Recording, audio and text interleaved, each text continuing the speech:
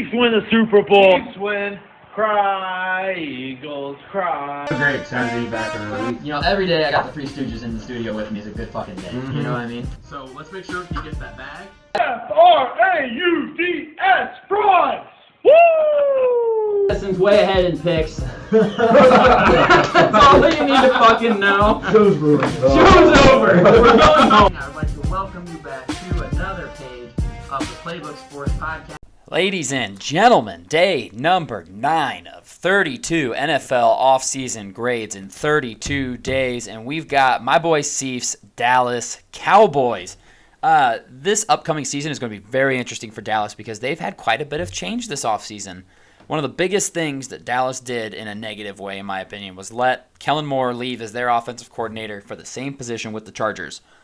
We'll talk about that when I get to their key losses. I do not like to see that, and I've got some statistics to back that up that we'll talk about. As far as additions go, though, I love what they've been doing. Since Amari Cooper left, Dallas has been desperately searching for a running mate with CeeDee Lamb to be that wide receiver 2 and let CeeDee be the alpha. They've tried Michael Gallup, who just cannot stay on the field. You know, T.Y. was catching passes for them last year. That's not what you want. I love the low-risk addition of Brandon Cooks. He's not being asked to be the number 1. He's coming into a team that is obviously way better than the Houston Texans, where he's been stuck for years and years. I think he's going to have a really solid season because there's no expectations on him. Listen, buddy, just come in, play the game. You're not our number 1. Just be a really good number 2. If he was being brought in to be a number 1, I'd have a lot of concerns. But he's not. We know what you are, Brandon Cooks. You can be one of the better number 2 wide receivers in the NFL. Go do that over there. I love that. And then I'm a huge fan of bringing in Stephon Gilmore. Is Stephon Gilmore the defensive player of the year that he was for the New England Patriots? I don't think so. Not anymore. But can he be a very good second corner alongside Trayvon Diggs and help his development of a corner as a corner? Absolutely. Just come in and be a shutdown guy. You know, don't help him out. He's not the same. He's not going to be able to run with the speedsters that you have to face over there, but he's still going to be a physical, very, very smart corner. And I really like both of those additions for them. And then I also like the low-key addition of Ronald Jones, who might be RB1 to start the season if Tony Pollard's not healthy yet. So that would be interesting, and it's a low-key addition that we're not even talking about. Ronald Jones was just out of favor in Tampa Bay, and then I think he went to Kansas City. He's been kind of bounced around. When he was a starter in Tampa Bay, very, very solid. I think he just needs another shot. But let's talk about losses. So I mentioned earlier one of the biggest losses Dallas had this offseason was losing Kellen Moore as their offensive coordinator. Just this past season, and I could go further back if I had to, but I think this past season tells you what you need to know, because he did this with Dak missing several games and with Dak tied for the lead in turnovers, making a ton of mistakes, honestly, last season. Dallas was the 3rd highest scoring team in the league last year, 27.5 points per game. I mean, they were great offensively, and that was with injuries to Dak, with CeeDee Lamb as the only guy, with a 2-headed running back attack of Pollard and Zeke. It's really hard to see them improving on that, especially when you switch from Kellen Moore calling the offensive plays to Mike McCarthy calling the offensive plays. I'd have to go back and watch some old Packers tape if he was even the one calling the plays for them. I don't know. I just don't trust him as much as I had begun to trust Kellen Moore as the offensive guy. I don't think he was considered the problem. There's no way you can consider what he was doing as the issue for the Dallas Cowboys.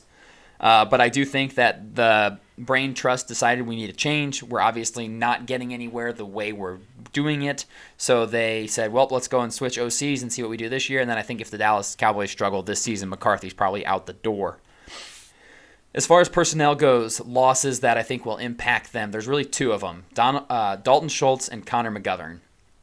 Briefly, Connor McGovern, I think, will hurt less than Dalton Schultz because the Cowboys are so good at drafting and developing offensive line talent. They're going to be fine. Doesn't matter who they have in there. They're going to figure it out, and they're going to be a Pro Bowl level offensive lineman. So losing Connor McGovern does not hurt as bad. Losing Dalton Schultz, I think that one's going to sting. I really expected them to address this in the draft, and I'll talk about that more later, and they did. But the last 2 seasons with the combination of Dak Prescott and Cooper Rush under center, Schultz has put up very respectable tight end numbers. Over 1,300 yards and 13 touchdowns the past 2 seasons, so averaging about 650, 675 yards a season and 6-7 touchdowns. That's really good numbers out of your tight end. And to just let him walk for a pretty cheap deal from, I think, Houston, that's tough, man. I would have definitely wanted to bring him back at that price. And then they didn't really address it. Definitely didn't address it in the offseason or in the free agency. In the draft, they kind of did, and I'll talk more about that as I get to it, which we're getting to it. Dallas draft. Being there in person, again, I can't say this enough. Awesome, awesome, awesome to see. A great spectacle. I think the Cowboys were going to go with Dalton Kincaid at their pick in the first round. Unfortunately for them, Buffalo was decided they needed that tight end more to be their tight end too. So they went ahead and jumped him and stole him right out from underneath their nose, and I think they started panicking. We've seen the video of the Dallas War Room debating between Matthew Bergeron and Mozzie Smith. Ultimately, they made the right choice between those two prospects.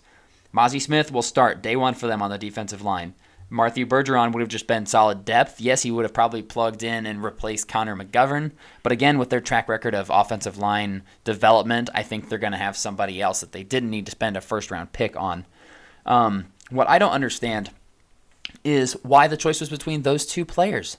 Why is Michael Mayer's name not even coming up here? He was the best all-around tight end. Maybe not the best pass-catching one. Sorry, my throat's killing me. But he was widely considered the best tight end prospect in this draft, and he did it all. Good blocker, good receiver. And even if they didn't love Michael Mayer, Sam Laporta was available too. I think those are both starting caliber tight ends in the NFL, and they weren't even up for discussion.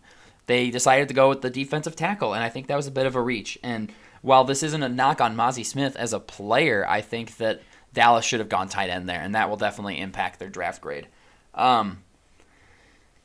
Schoonmaker in the second. There's the tight end way. That's how they address the tight end. I think that was early for him, honestly. I would have taken Tucker Kraft before him. I would have taken Darnell freaking Washington before him. Dallas, he was right there looking you in the face, man. Come on. God, Darnell Washington's knee better be just devastatingly blown up for him to have fallen as far as he did, because I don't get it. I did really like the pick of DeMarvion Overshown out of Texas. Super athletic linebacker. I think he will be a contributor on their defense day one. LVE, Leighton Vander Esch, is shown to be kind of injury prone, missed several games last year, and the Cowboys defense suffered when he was off the field. I think Overshown can be developed and be really solid in case something like that were to happen again.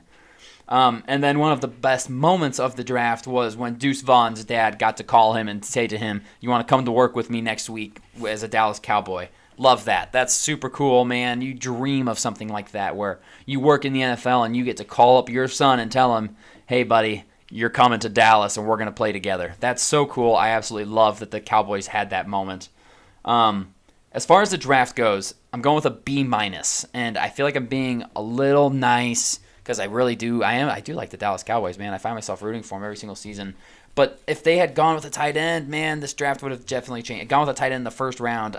Watching that pick in person, Colin was devastated. He was definitely, we were all devastated. Like, they said Mozzie Smith, and we were all like, no way. How do you pass on these tight ends when that's what you need so badly? But Mozzie will be solid. Maybe he'll shut us all up and be an absolute stud. Who knows? But they did get some good value down the board, so a B- I think is appropriate.